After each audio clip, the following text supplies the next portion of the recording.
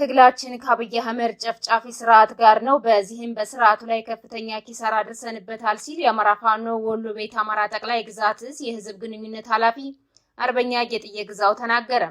ደቡብ ጎንደር ብናት ለግዳጅ በሚል በአገዛዙ ኃይሎች በርካታ ተሽከርካሪዎች መወሰዳቸው ታውቋል። የአማራ ፋኖ ሸዋ ጠቅላይ ግዛት እዝ ነጻ ባወጣቸው በመራቤቴ አውራጃ ኮላሽ እየተባለ በሚጠራው አካባቢ ህዝባዊ ውይይት ተካሄደ። በወታደራዊ ስልጠና በአስተምሮና በህዝባዊ አደረጃጀት ግንባታ ትኩረት ሰጥቶ የሚያከናውናቸውን ተግባራት አጠናክሮ የቀጠለው ሸዋ ጠቅላይ ግዛት እዝ የእዝ የኮርና የክፍለ ጦር አመራሮች በተገኙበት ከኮላሽ ማህበረሰብ ጋር ውይይት አካሂደዋል። በማዕከላዊ ጎንደር ስምራሮቢት በተባለ ቦታ በተደረገ ከባድ ውጊያ በጠላት ሰራዊት ላይ ከፍተኛ ጉዳት ደርሷል።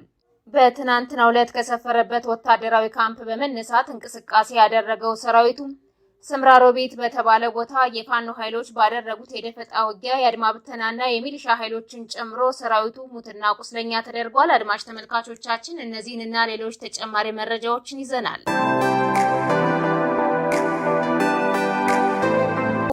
ሰላም ጤና ይስጥልን። የጥቁር አንበሳ ሚዲያ አድማጭ ተመልካቾቻችን እንደምን አምሽታችኋል? ለተሰኘው ሚያዝያ 27 2017 ዓ.ም መረጃዎችን ይዘን ቀርበናል። ከዜናዎቹ ጋር ሰናይት አያሌው ነኝ። አብራችሁን ቆዩ። ወደ ዝርዝር መረጃዎች አልፋለሁ።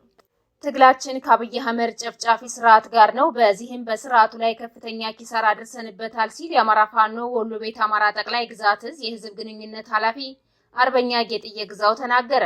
አርበኛው በዛሬው ዕለት ማለትም ሚያዝያ 27 2017 ዓ.ም የሚከበረውን የአርበኞች ቀን አስመልክቶ ለአፋድ የፋኖ አመራሮችና አባላት እንዲሁም ለመላው የአማራ ፋኖ የእንኳን አደረሳችሁ መልእክቱን ካስተላለፈ በኋላ ትግላችን ከዚህ ጨፍጫፊ ስርዓት ጋር ነው፣ በዚህም በስርዓቱ ላይ ከፍተኛ ኪሳራ ደርሰንበታል ሲል ተናግሯል። እንደ አማራ አንድ ድርጅት መስርተን እየታገልን ነው። አንዳንድ ያፈነገጡ ኃይሎች ቢኖሩም እውነተኛው የአማራ ታጋይ ግን በድርጅት ታቅፎ እየታገለ ነውም ብሏል። አርበኛ ጌጥዬ ግዛውን ከትግል ሜዳ አግኝተነዋል። አድማጭ ተመልካቾቻችን ተከታትለን እንመለስ። ጌጥዬ ግዛው እባላለሁ። የአማራ ፋኖ በወሎ ቤት አማራ ጠቅላይ ግዛት እዝ ቃል አቀባይ ነኝ። እንዳልከው ዛሬ የአባት አርበኞች ቀን ነው። ለመላው የአርበኞች የፋኖ አመራሮች አርበኞች እና ፋኖች በሙሉ እንኳን ለአርበኞች ቀን በሰላም አደረሳችሁ ማለት እወዳለሁ። ሁላችንም እንኳን አደረሰን። ለዚህ የአባቶቻችን ታሪክና ቅርስ ወይም እንደ ባህል የምንከተለው የአርበኞች ቀን እያከበርን ስለሆነ ሁላችንም እንኳን አደረሰን፣ እንኳን አደረሳችሁ ማለት እወዳለሁ። በማስቀጠል የጠየቀኝ ጥያቄ አጠቃላይ ወቅታዊ ሁኔታው ነው። ያው በተደጋጋሚ እንደምናገረው ትግላችን አምባገነኑና ጨፍጫፊው ስርዓት ጋር ነው። እኛ በዋናነት ትግላችን እያደረግን ያለ ነው። እስካሁንም ይህንን ስርዓት ለሁለት ዓመት ከምናምን 2 ዓመት ከአንድ ወር አካባቢ የሆነን ነው። ይህን ትግል ስናደርግ ይህን ስርዓት ምን ያህል ኪሳራ የስነ ልቦና የአካላዊና የማቴሪያል ጉዳት እንዳደረስንበት አልፎም ተርፎም መንግስታዊ ቁመናውን ያሽመደመርንበትና የመጨረሻው ምዕራፍ ላይ የደረስንበት ወቅት ላይ ነው ያለ ነው። ይሄ የሚያሳያቸው ይህን የሚያሳዩ በርካታ ምክንያት ነጥቦችን ማንሳት እንችላለን።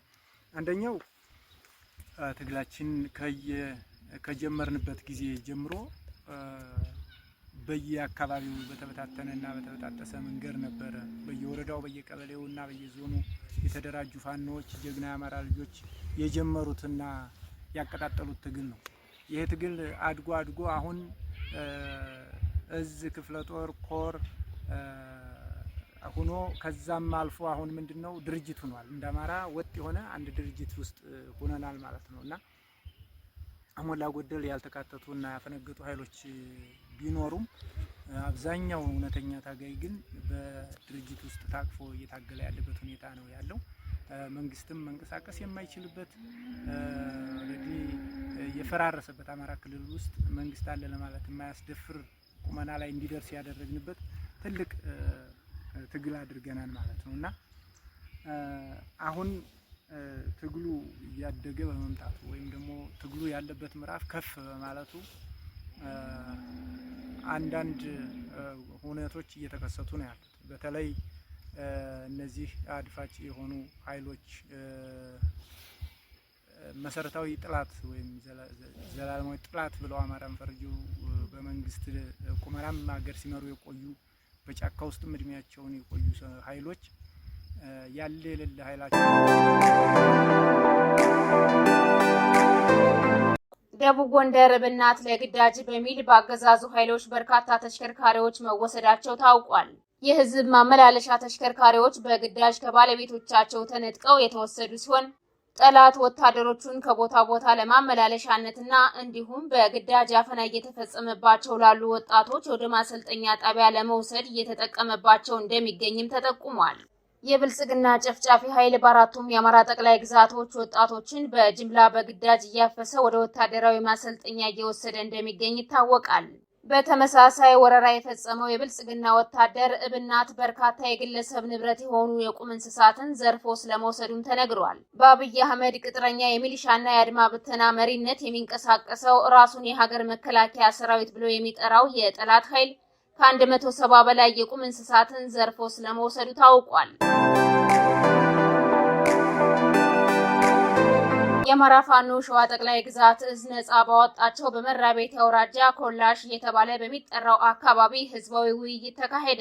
በወታደራዊ ስልጠና በአስተምሮና በህዝባዊ አደረጃጀት ግንባታ ትኩረት ሰጥቶ የሚያከናውናቸውን ተግባራት አጠናክሮ የቀጠለው ሸዋ ጠቅላይ ግዛት እዝ የእዝ የኮርና የክፍለ ጦር አመራሮች በተገኙበት ከኮላሽ ማህበረሰብ ጋር ህዝባዊ ውይይት አካሂደዋል።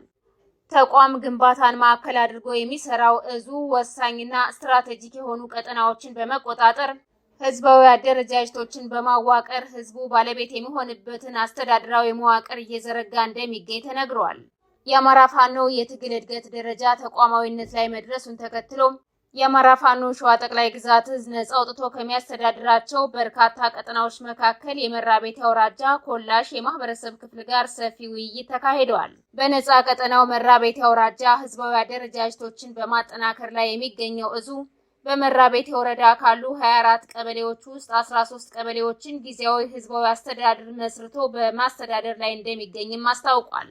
ጠላት የማይደርስባቸውን ነጻ ቀጠናዎችን መፍጠር የተቻለው ህዝቡን የትግል ባለቤት ማድረግ መቻሉ እንደሆነ የገለጹት የዙ ከፍተኛ አመራሮች ከማህበረሰቡ ጋር የነበራቸውን ውይይት ገልጸው ከማህበረሰቡ ለተነሱ ጥያቄዎች በየደረጃው ያሉ አመራሮች ምላሽ ሰጥተውባቸዋልም ብለዋል።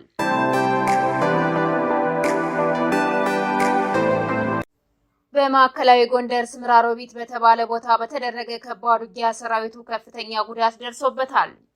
በትናንትናው ዕለት ከሰፈረበት ወታደራዊ ካምፕ በመነሳት እንቅስቃሴ ያደረገው ሰራዊቱ ስምራሮቢት እየተባለ በሚጠራው አካባቢ ፋኖ ባደረገው የደፈጣ ውጊያ የአድማ ብተናና የሚሊሻ ኃይሎችን ጨምሮ ሙትና ቁስለኛ ተደርገዋል። በከባድ መሳሪያዎች ታጅቦ የሚንቀሳቀሰው ሰራዊቱ መንገድ ላይ በጠበቀው የፋኖ ኃይል አይቀጡ ቅጣት ተቀጥቶ ወደ መጣበት ተመልሷል ተብሏል።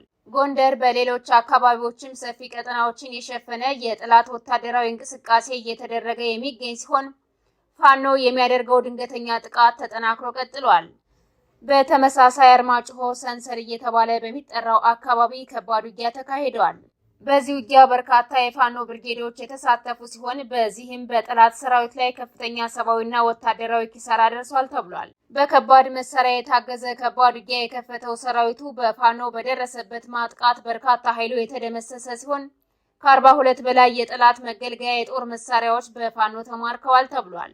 የፋኖ ኃይሎች ባደረጉት የተናበበ ጠላትን የማጥቃት ዘመቻ በአብይ መራሹ ሰራዊት ላይ ከፍተኛ ድል ተቀዳጅተዋል። የብልጽግና ኃይል የሰራዊት እጥረት ባለባቸው ቀጠናዎች ሰራዊቱን ለማስገባትና ጥቃት ለማድረስ በሚያደርገው ከፍተኛ ጥረት እየተመታ እንደሚገኝ ዕለታዊ መረጃዎች ያሳያሉ። ከተደበቀበት ምሽግ በመውጣት ከቦታ ቦታ የሚንቀሳቀሰው የአብይ አህመድ ሰራዊት የፋኖን ብትር መመከት ባለመቻሉ ሙትና ቁስለኛ እየተደረገ ከፍተኛ ሰብአዊና ወታደራዊ ኪሳራዎችን እያስተናገደ ይገኛል።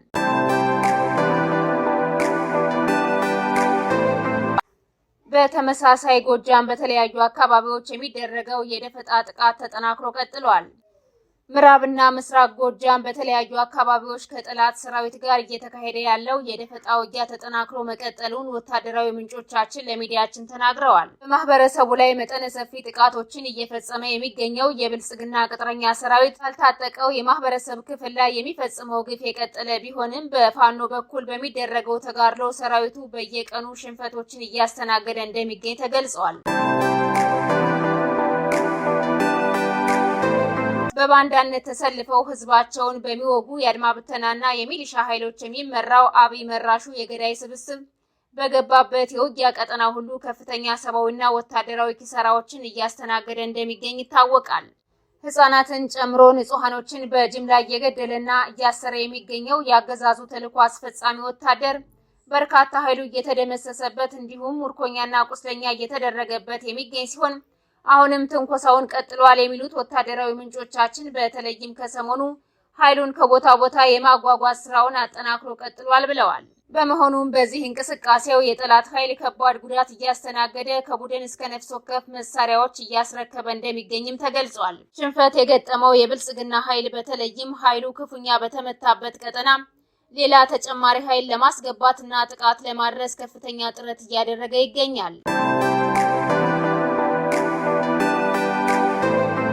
በኦሮሚያ ክልል ወለጋ ከጊዳ ከተማ ወደ አዲስ አበባ ለመግባት ጉዞ ላይ ከነበረ የህዝብ ማመላለሻ ተሽከርካሪ ከ30 በላይ ሰላማዊ ሰዎች መታገታቸው ተሰምቷል። በትናንትናው ዕለት ሚያዝያ 26 2017 ዓ.ም ወለጋ ከጊዳ ከተማ በህዝብ ማመላለሻ ተሽከርካሪ ተሳፍረው ወደ አዲስ አበባ ለመግባት ጉዞ ላይ የነበሩ ከ30 በላይ ንጹሃኖች በሸኔ ታጣቂዎች ታግተው ተወስደዋል ተብሏል።